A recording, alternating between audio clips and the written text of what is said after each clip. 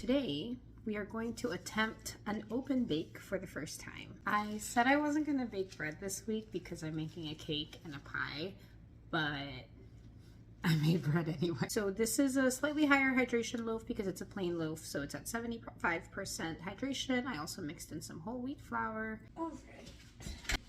This is our open baked loaf. Very, very hot. I did take the parchment paper off because I was worried that it was sticking on the bottom. Fine, so this is what the top looks like. I will explain what happened. This time I put enough rice flour for it to actually stay on the loaf and be visible, and so then our decorative scoring actually looks nice. I'm gonna let this cool down for a few hours and then we'll talk more about it. So I currently have macarons baking in the oven, so that's for another day. Obviously, it did not get a very good rise. She's quite flat. My oven is not holding as much steam as I thought. Like halfway through the bake, I noticed that there is a vent and steam was escaping from the top of it. Next time I attempt an open bake, I might have to cover the vent to make sure it actually traps the steam in. And so because of that, I think it formed a crust pretty early on in the bake, which is what stopped it from being able to rise. About 10 minutes in, I realized that, and I was like, ooh, maybe I can add an expansion score.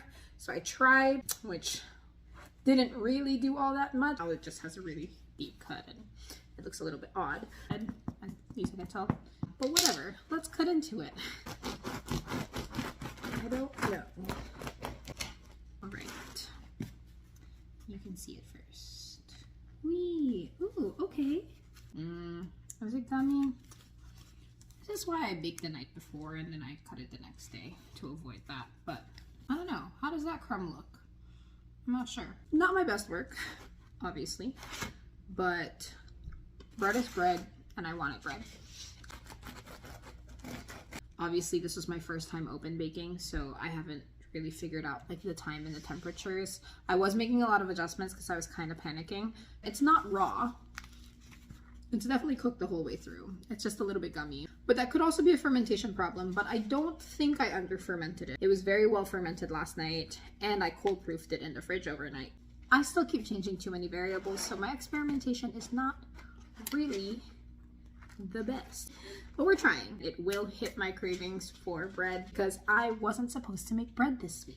I am going to experiment more, tweak some more things, maybe invest in a baking steel. I don't know. I don't really want to spend more money on things, but we are going to figure out this open bake thing because I really, really want to be able to bake more than one loaf of bread at a time, and that would just make my life so much easier. Bread has been made. Okay, bye.